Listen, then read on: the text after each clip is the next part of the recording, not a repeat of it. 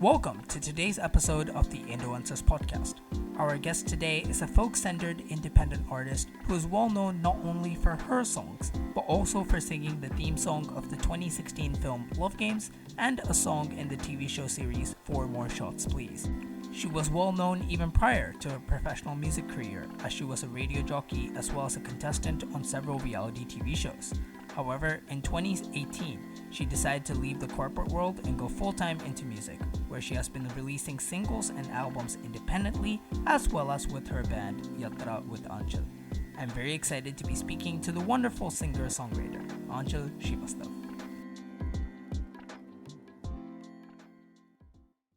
Thank you so much for taking the time to come on. Yay! Thank you so very much for having me today. No issues. All right. So what I like to do on this podcast is go right back all the way to your childhood and kind of walk the steps till the present. So, just to see how your journey has panned out. So let's start right at the beginning. And I've read that you started singing at a really young age, from the age of 2 or 3. And your mother sang folk songs as well. So because you started singing so early and because your mother sang as well, did singing feel natural to you from day one? Absolutely, yes. In fact, I keep saying that I was born to sing. And I live with the fact and acknowledgement that the only thing that I could be was a singer. And I was quite literally only born to sing because that's exactly the only thing that I know and I do the best. That's great. And, sometimes with some of the previous guests that have come on, everyone that comes on this podcast are just absolutely incredible musicians, including yourself. And that often shows from their childhood. So, sometimes some of these guests will have these what I like to call prodigy moments. So, for example, I had Sasha Tirupati on my podcast a few months ago, and she was saying that at the age of 4, she could sing like complex gamakams. I had Aditya Prakash on the podcast, and he could identify ragas at the age of like 4 or 5. So was there a moment like that for you where your parents or somebody around you went like, oh my gosh, like Aanchal is a prodigy? Or did it kind of build up over time? I think every smallest of the step in my house from with respect to music and me is a prodigy. And I think the first time they realized that their daughter is humming, which was when I was 9 months old and I was quite literally beating a steel plate with a steel spoon and humming a song that must have been played on television right there. And my dad said, oh my God! Wow. I had to do big things to make my life or my singing or my career a prodigy for my parents or family. It's the smallest of the things and the smallest of the happiness that they find and they seek in me with my music. Starting from that 9-month-old little thing, I must have been doing what, yeah? Something like that. But I remember that telling the story to everybody that, I had to put her because once she was very irritating and she would make noises the whole day in the house with that steel plate and spoon. And second, she could sing. She was humming. Oh, wow. That's a new record. I've had people say they could do things at 3 years old, 4 years old, 9 months old is a record for sure. Yeah, home at 9. That's incredible. Wow.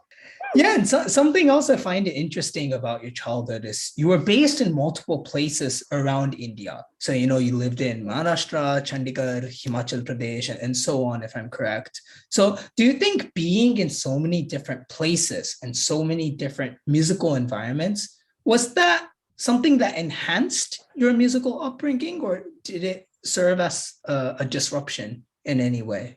No, absolutely enhancing, enriching. Because every state, my dad, all his life, he used to work with ACC Cement. And ACC Cement, he was traveling from one place to another. I was born in Gwalior, MP. That's my paternal side of the family. Now, from there, we continued to travel in all the places that he was transfer to. And luckily, my parents have been so nice and so humble that they made me learn music of that particular state, area, city, wherever we were. I have learned from the smallest of the Guruji to the biggest of the Guruji, courtesy my parents, because they didn't shy away. They didn't wait for really good or big things to come. They didn't wait for Gurukuls. They didn't wait. My parents always knew that they were going to be posted into small cities and states. So it was very difficult for them to find Gurukuls or big schools or True School of Music or A.R. Rahman School of Music that their child could learn so much and get to the top-notch college. And I don't think that was their thought also, because I come from a very simple, middle-class, non-musical, non-Bollywood background. So when we were moving in all the cities, one thing that remained constant, actually two things that remained constant with me was education in each city, the best of the education, the best of the school I was admitted to. The only music teacher that area would have me as a student. No matter the age, no matter the class, no matter whether it was one student, Aanchal Shrivastava only, or it was 30 students and the youngest is Aanchal Shrivastava. But I was sitting in that class because they just wanted to get rid of me somehow in the house. You say you've been in various different types of classes where sometimes you were the only student and sometimes you were part of a large group. How different were those experiences? It's like North and South Pole. When you're in a group, you think that nobody's watching you. You think that, and especially good part is that I've always learned from Guruji. There has never been a Visharad or certifications valley classes. It has always been a house setup, a school which is in the house setup. Now, as a child, you think when there are 30 students, the teacher is not necessarily looking at this particular child. But music and Gurujis are so different. Oh my God. One wrong sort of mine out of 30 students or 29 students, one big hathodi will come flying straight on my head. And I will be bad because how is it possible? And you can't even cry. You are not allowed to cry in those classes. Oh gosh. Gurujis and Gharanas are like, if you cry, that's the exit. If parents intervene and they start telling the Guruji that, my child is little sweet, soft, please handle with care and all of that. At least in my schools, in my music teacher classes, I noticed that my parents had no say. And sometimes my music teacher had more say in my own house than my parents. So, yes, I think I'm solo. On the contrary, when you're learning solo, you're more attentive because now there's no escape. Yeah. But I learned a lot in my group classes as well as my solo classes because I was really young when I used to do group classes. And I was the youngest at that point in time. And I was taught a lot. My subconscious mind was probably working very fast than all the other children then. So I learned very well. And by the time I reached to the level of single solo studies, solo student, I had already my basics were done and clear. My foundation was laid, and my teacher, when she gave me a lot of live lessons, it became like a blessing in disguise for me. So it only added up in my life. But I would say it's a lot of difference from learning solo to learning group. A lot of people find group studies more interesting than solo because solo is monotonous. You tend to get bored for 1 hour, 2 hours, 3 hours. They are only doing sa, pa, sa, sa, pa, sa. And eventually, as a child, you feel like, when is the next thing that's coming up? I've been blessed with all the Gurujis that I've had. And they made sure that I was a part of them and their family. All the music that I'm doing is actually the credit will go to them immediately after my parents. That's wonderful. And so another kind of interesting facet of your childhood is, you were studying classical music and, you had folk music around your house. But I heard that during your younger days, you were very much into punk as well.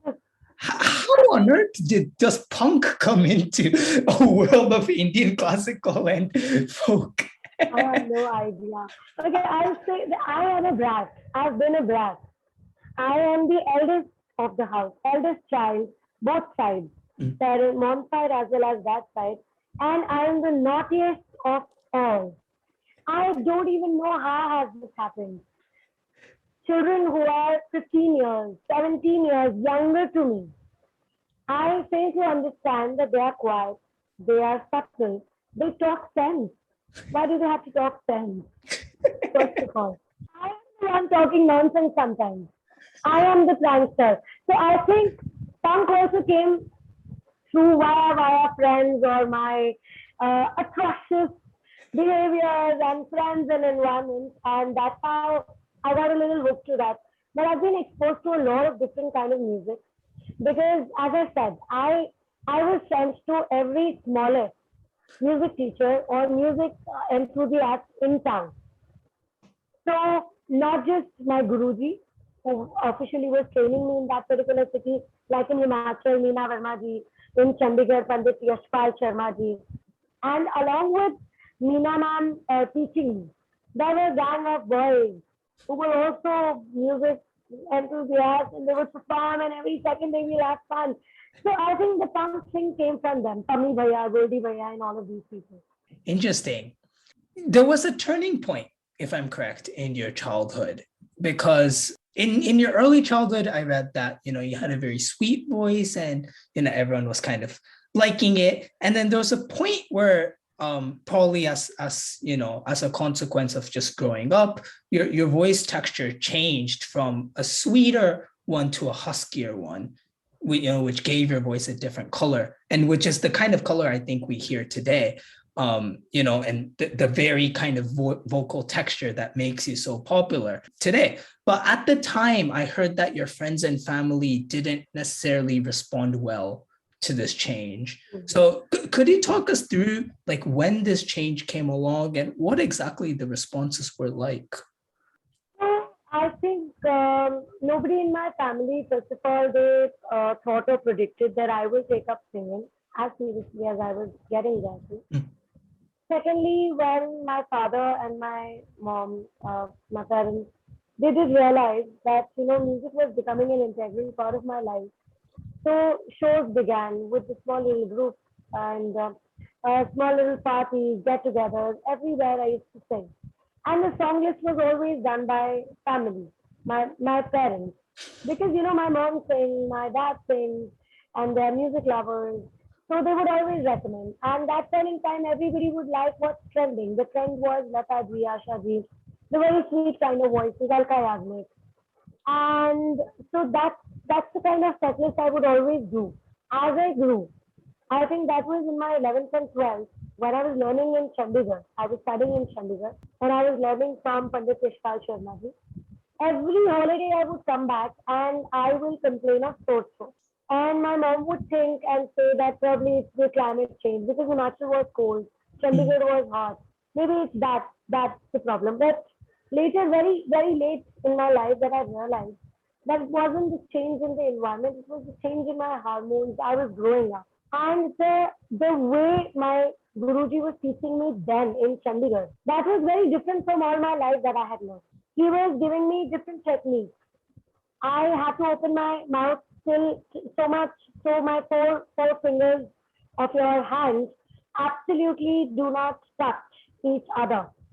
And no lip touches the finger, neither lower lip nor the upper lip. And that was the kind of training. So it had to, my throat got trained a lot. But that was his technique. And that's a lot of time taken in a different set of mind also. But when I would go, when I would sing, I would start coughing. I would not be able to take high notes. And my parents weren't very happy with it because they had always seen me take high notes. They had always heard me sing less. They loved the sweetness in my voice, which which would come. I was called as the nightingale of my school by my seniors, Mm, and they loved that particular part of my life and voice, which was changing drastically from 11th and 12th standard. And then they thought maybe music is not my thing, and even I started losing interest in music because nobody was appreciating, mm, starting from my parents, because they were unable to realize that this is a texture that's coming to me maybe. And as I was in college, I stopped singing. I stopped singing because one, my parents weren't very happy. Everywhere I would go, I would not be able to match the scale of the original song. That point in time, we had to match mm, the scale of the original song. A right. child or a singer who would sing with from the same scale of the original song was considered great singer.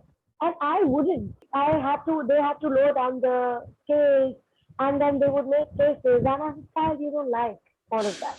And when parents see musicians making faces for your own child, they don't want the child to go through that. So they would take me away. They would ask, okay, pick another song. Maybe pick a song by Richa Sharma, which were barely two or three songs then, which were popular.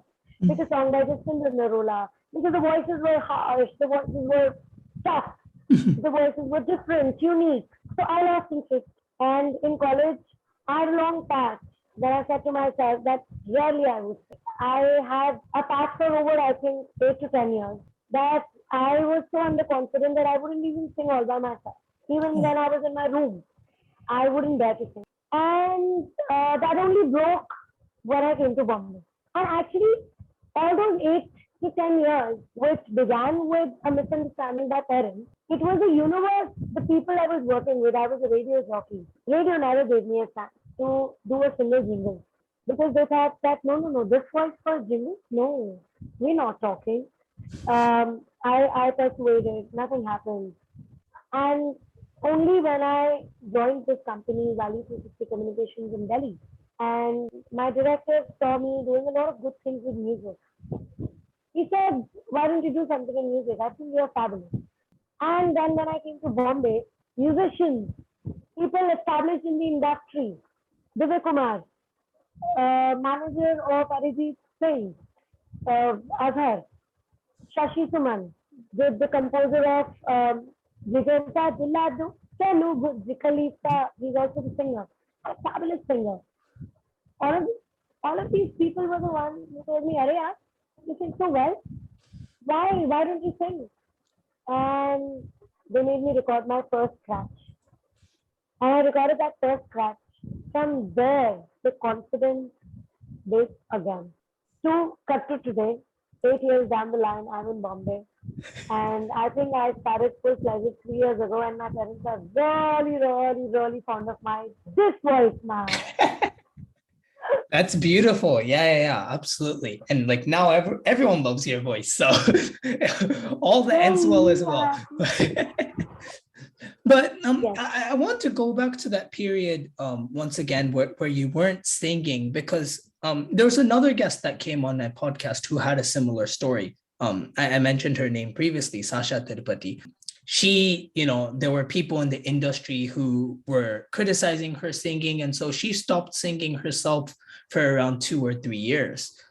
But something interesting that she told me was that for her, that period where she wasn't singing was a blessing in disguise because she focused on other aspects of music. She, got into composing and producing and became really good at that, in the 2 years where she wasn't singing. So did anything similar happen to you? Did you focus that time you used to sing into something else when you weren't singing, or did you kind of take a break from music on the whole?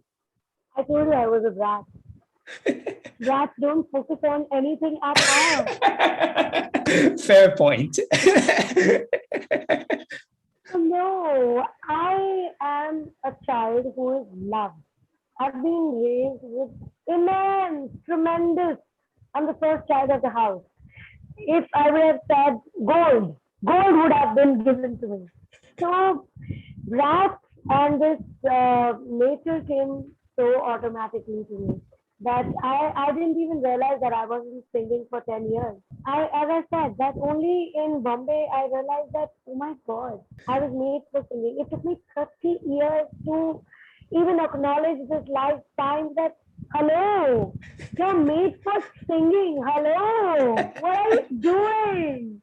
So no, I couldn't focus on anything. I didn't think that I wanted to focus on anything. Fair enough. Yeah, that's interesting. Do you see it now looking back as just destiny? Singing was I just don't know. I know just one thing. I am made for singing. I will, but and everything in my life comes late. I I became a better human only recently. I have grown up and evolved as a person only recently. I have found my best best friend of life for life only recently. I have started to understand my family, love, relationships, importance of relationships, friends only recently. I'm saying only recently because, dude, I'm 34. You don't do that literally 2 years ago. You kind of move on to doing many other things at 34, but at 32, you're saying, oh, you have to behave. Oh, all your life, your behavior was poor. Oh, you were a rude person, Anchal. Behave. Be a better human. Be cognizant about the fact that people love you, people like you. You don't say, oh yeah, no, that attitude is not cool. So I think destiny, yes, destiny 100%. And I will say destiny is explaining me a lot of things. And they say with time it happens, and my time is probably after destiny. fair enough. Everyone has their own timelines. I mean, I'm only 20, so I don't know what my timeline's going to look like, but but anyways. So going to your 20s, you were a radio jockey at 94.3 My FM. And I'm aware that, as you said, actually, that they didn't really give you a chance to sing, unfortunately. But from a pure RJ perspective, was there anything you learned there that you feel contributed to your current career as a musician? Yes, absolutely. I think I'm able to write and sing because I was a radio jockey and I learned the art of writing when I was in radio. So in radio, you have to write your own script, you have to write your own show. And when you are beginning, there's a lot of prep that goes. So it's unlike what we see in metro cities, that there's a producer, the jock comes and reads newspaper, picks up three lines, and no, no, no. That is not how the beginning of a radio jockey is. It's very different. I had to write my own script, and I used to also do a late evening show wherein I had to do shairi, poetry, recitals, and all of that. So my reading improved, my communication improved, my verbal languages improved, the difference of kir and kir improved. All of that today I am using and is helping me become a better composer, better musician, better singer. I think I'll give 100% credit to radio for that. Did you get chances to like directly interact with musicians at your radio station or not really? Yeah, lot of times. Lot of times. I will do it all the time. I have interacted with almost everybody. Shankar Ehsaan Loy, Wow. Sonu Nigam.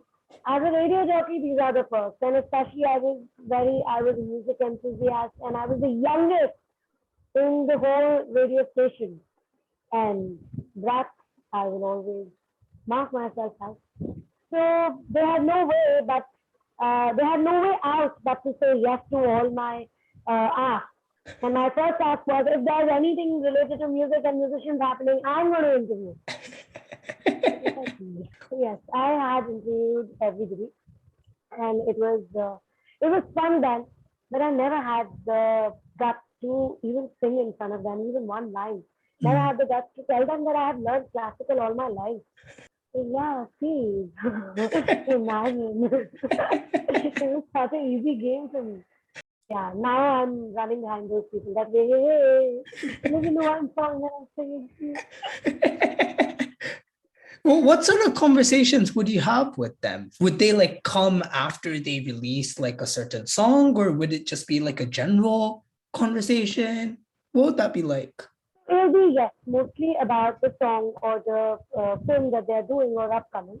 And with legends like Shankar Ehsaan Loy or Sonu Nigam, it will always be about their life journey, along with if there's something that's upcoming or if there's something that's just released. So they will sing that song, they will be doing the promotion of that particular content with us, along with me having a lot of conversation about them, their lives, their recent conversation. Because that time there was no Instagram, Facebook. People wouldn't know what's happening in their lives every day. Right.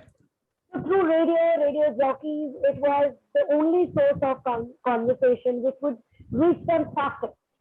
So it was fun to know what's happening in their lives. It was fun to know how they treat their music. It was fun to know whatever was coming out, whether they liked doing that or they didn't like doing that, or how much time have they taken doing that. So yeah, that's the kind of conversation we would generally do. Interesting. And yeah, you talk about your radio journey during this period as, being able to talk to all these legends, and it sounds great. But I also understand that towards the end, it became really difficult for you because I believe you wanted to try and seek bigger opportunities to try and be the RJ at bigger radio stations, but things didn't quite work out that way. So I guess my question is kind of twofold. So firstly, what made you want to try and push for a bigger radio station?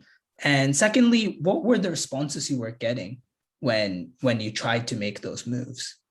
See, everybody has aspirations. I think we all like to grow in life, and I'm a hustler, and I like to move really fast. So when radio was happening with me, I wanted to grow really fast. I wanted to achieve bigger radio stations, better show, and I wanted to get more awards. I wanted to be awarded for the kind of show that I was meant for.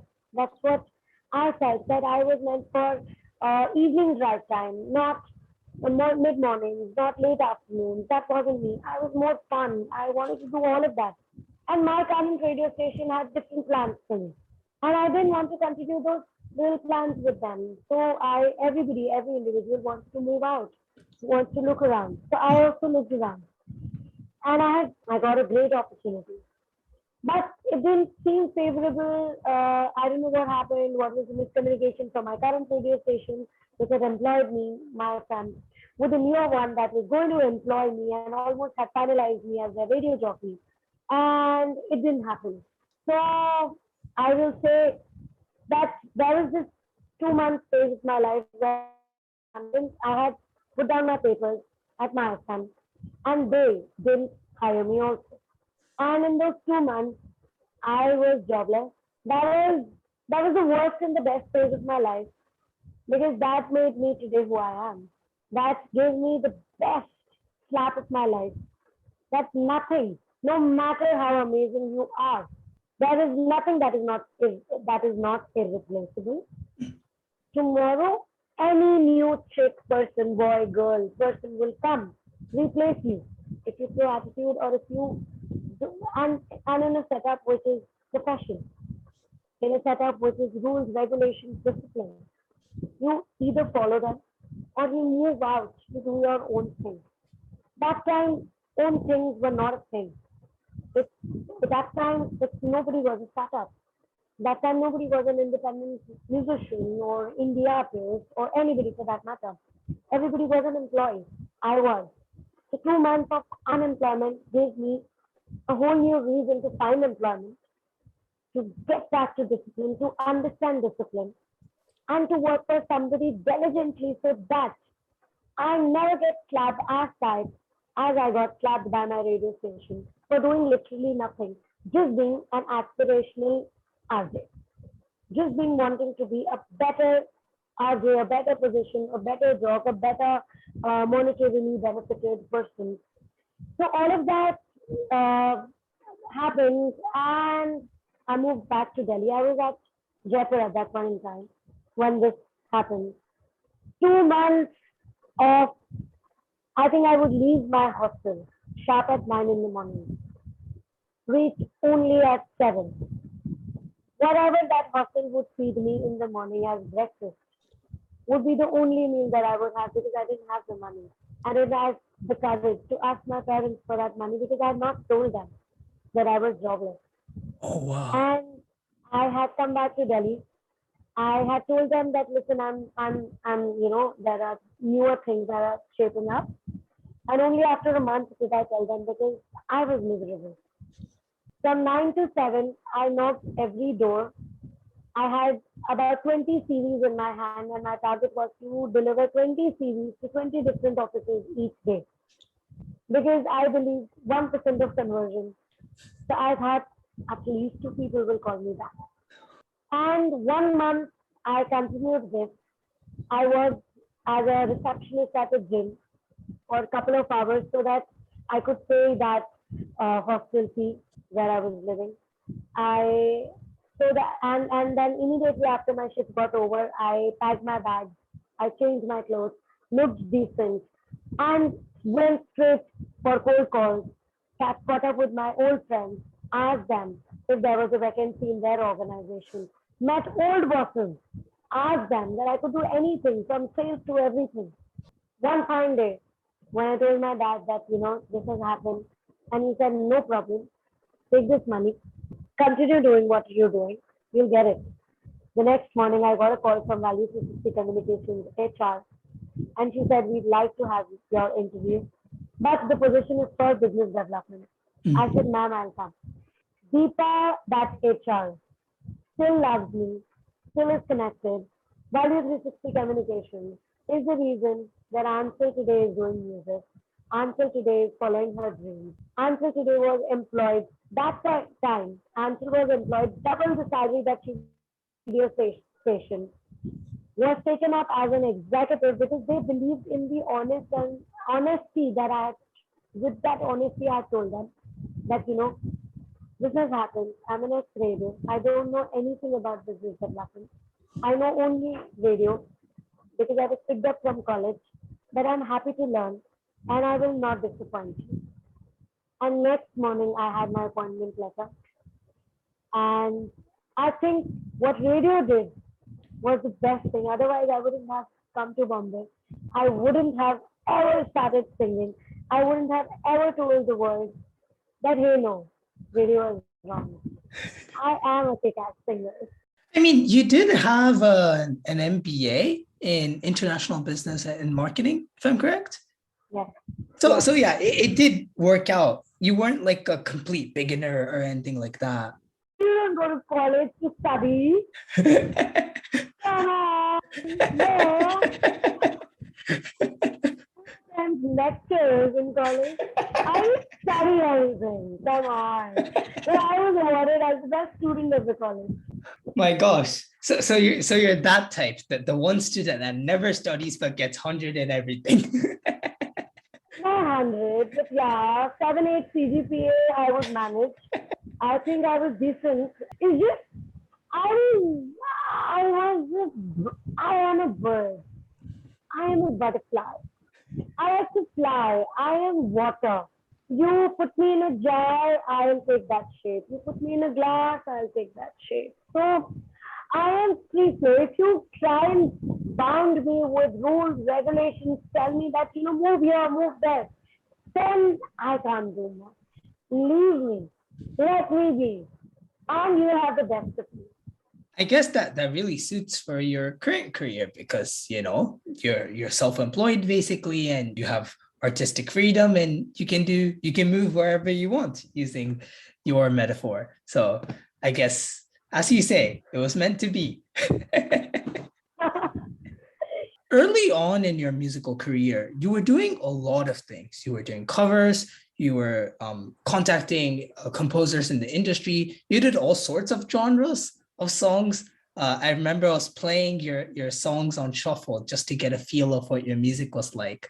And then Pyar Ki Kahani came up. I'm like, where did rap come from? But you're really doing all sorts of music. So was it musical curiosity that drove you in these different directions, or was it because you weren't sure what to specialize in? I think both. So, as an artist, and as I said, I started very recently, full time, 3 years. So, initially, you don't know much. And no matter how many people come and tell you all about their experiences, your experiences and your learnings as well. And so, when I began, I thought that I was great at a lot of things. I I believed firmly in the very line that people say that as an artist you need to be versatile. You should be doing everything. You should be able to do a lot of things and different things. So I wanted to do a lot of things, different things. But what happened over time, I realized actually my brother is the biggest inspiration and instrumental in making me realize that as an artist, every artist has a genre. It's very good to realize what genre is your genre. And if you master your genre, you will become you have no idea how popular and how famous and how amazing you become as an artist, which is the end goal that every artist wants and aims and achieves, I think. So initially, I would dabble around everything. PR Ki Kahani, that rap came to me because that done for Valley 360. They wanted to do a song which is a rap song, and when I was only going to compose. I was only doing the project. But as and when we brought in the singers and we started to dub them, they also heard my version of the scratch, and they said we like the scratch more, we like your voice more, and I was literally very happy, unknowing of the fact that rap is not my genre. But if somebody else is saying, maybe they would have had the soft corner for me, and that's the reason probably they like my version more than any other version. But I will say that 80% of them said that Anshal's version. So eventually my version came out, and I was happy. I was experimenting at that point in time. So rap also happened. Then pop song. There's another song that I did for Shitty Ideas, sending that to YouTube channel, and they do a lot of YouTube series. I did a song for them. Uh, that's a very different, unique song. I wouldn't ever sing that if somebody tells me, or it'll never naturally come to me. Mm. And that was a very different song that I sang. I think that had a different vibe only. So all of those were initial days experiments. Today, if you ask me, I know my genre is better. I know that I'm great at soulful and folk. I would rest my case on other genres. I would rather become very popular or do good music at folk and soulful, like all my original vows here. They have soulful vibes. My when I'm doing folk, I have a folk vibe. So I'm trying to stick to that because in 3 years I've realized that this is my vibe, this is my genre. But prior I didn't know. I did it. Yeah, I mean, it's interesting what you say, because even though you do call yourself, folk centered, not all of your songs are necessarily folk. Like there's a lot of kind of melodies or even like semi-classical kind of songs in there. So, I think something interesting throughout the past few years in your journey is you found like not necessarily just one genre, but just a collection of genres, or like a general space that you're strong at, rather than necessarily one specific must be this and this only, not like that. So I just find that interesting. And across your career as a professional musician, you've worked around with many other musicians and producers for all of the tracks that have come from you. And one challenge that you've talked about in one of your previous interviews is finding a producer that brings out the best in your voice. So I'm curious, how do you go about finding the right producer? Are there certain characteristics or skills that you specifically look for? No, in my case, I'll say it'll only come with time. I have to work, and I'm working with a lot of different producers, and because I'm still, see, as you also rightly pointed out, that there are amalgamation of many genres probably in my songs and different songs. Which is the best genre, or which is the genre that I'm made for? Is that genre coming out right? If that's folk, that's what kind of folk? That the original ethnic folk or an electronic folk or a contemporary folk? What kind of folk am I made for or am I supposed to do?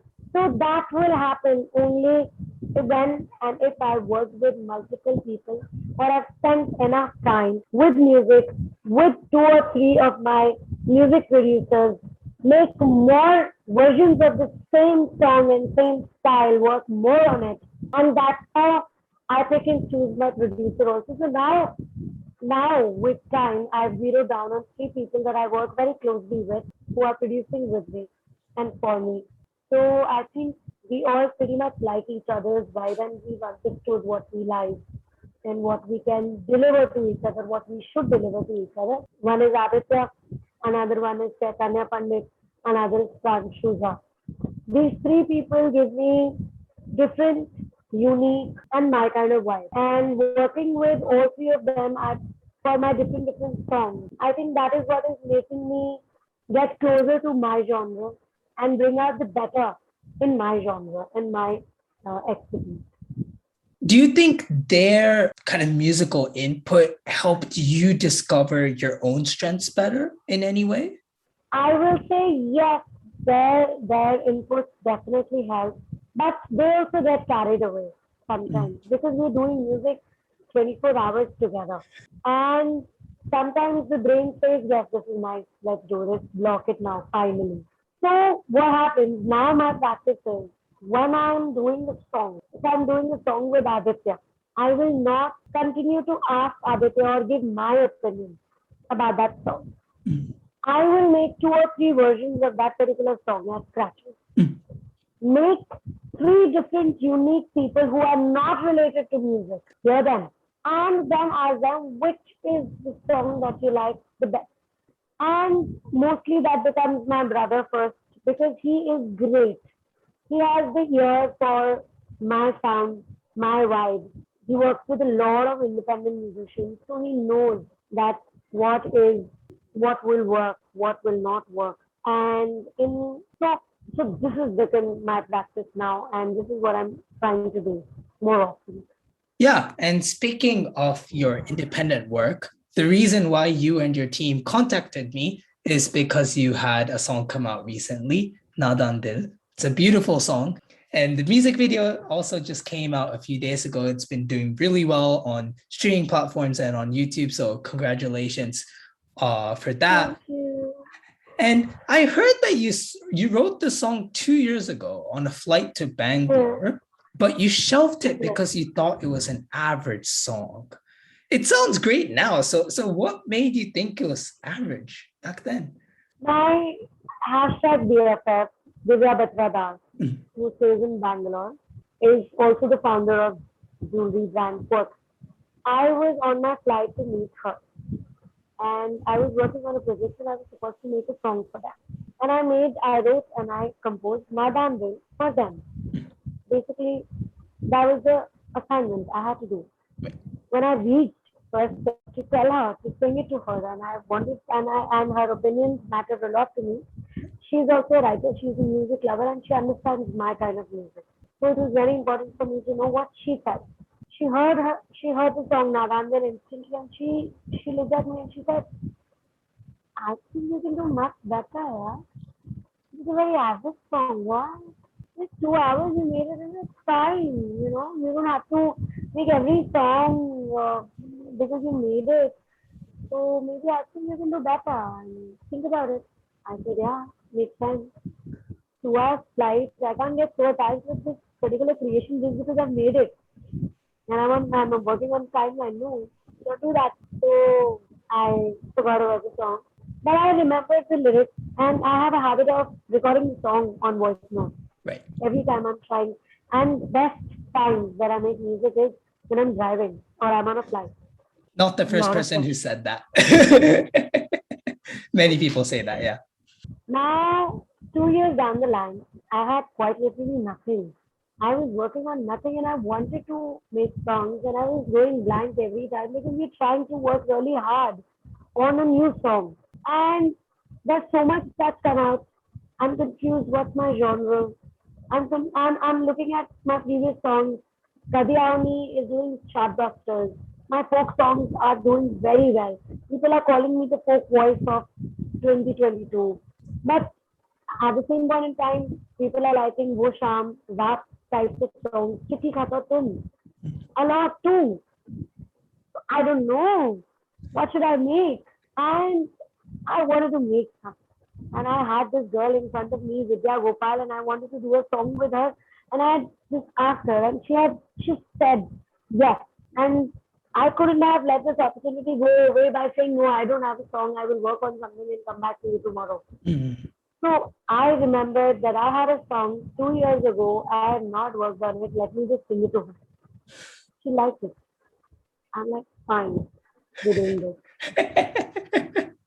Interesting. I don't think that I was going to release it so soon because we just started working on the song. We dubbed it, and everything was so quick, seamless that the song is out the first. That's wonderful. And do you think the kind of story behind the song, because the song is about the friendship between yourself and Vidya, do you think that the fact that it was about friendship kind of changed the meaning of the song for you compared to when you first wrote it? Like you first wrote it just as a Absolutely, song, right? But now you had this additional component to it. Do you think that changed your perception of the song? absolutely, yes. I had not written this song from friendship perspective. It was absolute love song for two lovers, girl, boy, and the boy wooing the girl and the girl, whatever. And I thought that we'll do a male with female, and I was not even going to sing because that was an assignment. Mm. I wasn't going to do Nadan Dil all by myself. And now when Vidya, so this has turned 360 degrees around. This was never going to be a girl song. This is never going to be about friendship. This is never going to be about love two friends have for each other. This is always going to be a typical love song. And finally, when I made the song, when I wrote the storyline, and when I haven't changed the opening. I had always written Nadan Dil कहता नहीं तुमसे कभी बातें कही. But I have not written ahead. I have not written the verse. Verse is thought through, thoughtfully written, and written now with a thought called friendship. Interesting. Yeah, it's always fascinating to hear when the story of a song changes, like especially as drastically as it's changed for you. So yeah, Yeah. that's very interesting to hear. Yeah, so we've covered a lot of aspects of your career as a musician, and I kind of want to start to wrap up now. So, what do you have planned in terms of future releases and works? I was told that you have something releasing in the end of July, if I'm correct. Yes. So I'm done with this song called Kaha. That's my song, and I've got Kanish Sethi co-sing it with me. Oh wow! Yeah, so Kanish has done a brilliant job with Kaha. And Kaha will release by the end of July. If not July, then August. I think July is too soon because we're still not done with Nadan Dil. I think the whole July, Nadan Dil will only continue. So I think I'll push it with a couple of days and Okay, release it a little later. But Kaha is ready. And after Kaha, I will be hitting straight to Tumhe Bhejo, which is a song with Vasudha Sharma. The Chandu Kita Chana Chandu Kita Chico girl. I just love her. I'm such a big fan. I'm such a big fan of her. Now when I met her, and she was like this doll. She was like this Barbie. And I continued to stare at her that we were working on a project together. And I was producer of the project, so I was obviously leading the project. And this song, Tumhe Bheju, I think as a fangirl, I sent the song to her and I didn't even have the guts to call. I sent her a voice note. And I sent her a song after that. Listen, no, I'd like to do this song with you if you don't mind. And immediately she's like, what? I'd love to do this song with you again. So yeah, so I think after Kaha is going to be Tumhe Bheju. After Tumhe Bheju with Vasudha is going to be the song called Sai with Ata Singh. That's also one of my most favorite songs. And Ata is an incredible singer. I think one singer who is underrated, and when he'll come out, he will be like a lion. That is Asa Singh for us. Wonderful. Wow. It seems like you've got a lot of stuff planned ahead. So lots of good music to keep us excited.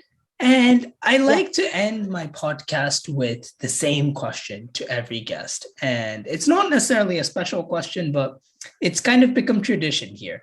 So the question is, what's on your playlist now? Nadan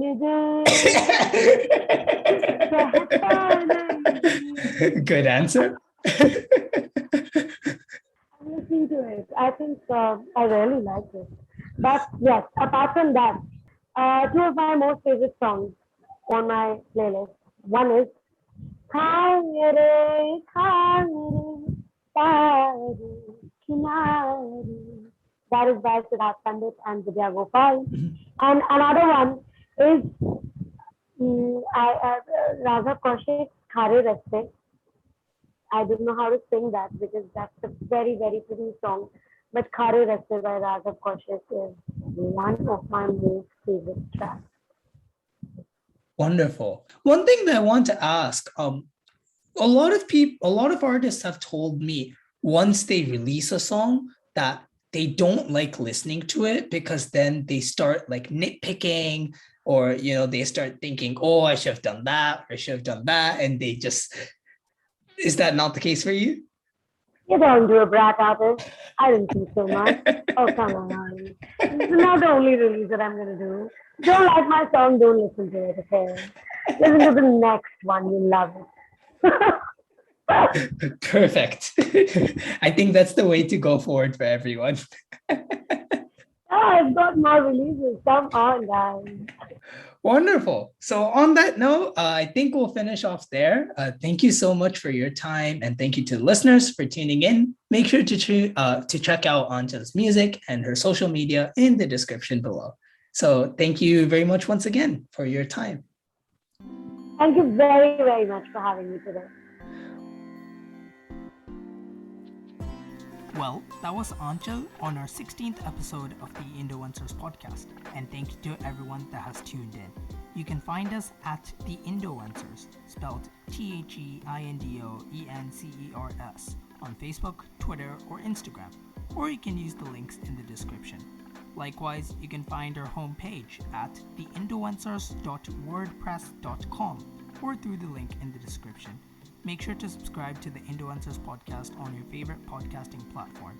Thank you once again, and we'll see you next time.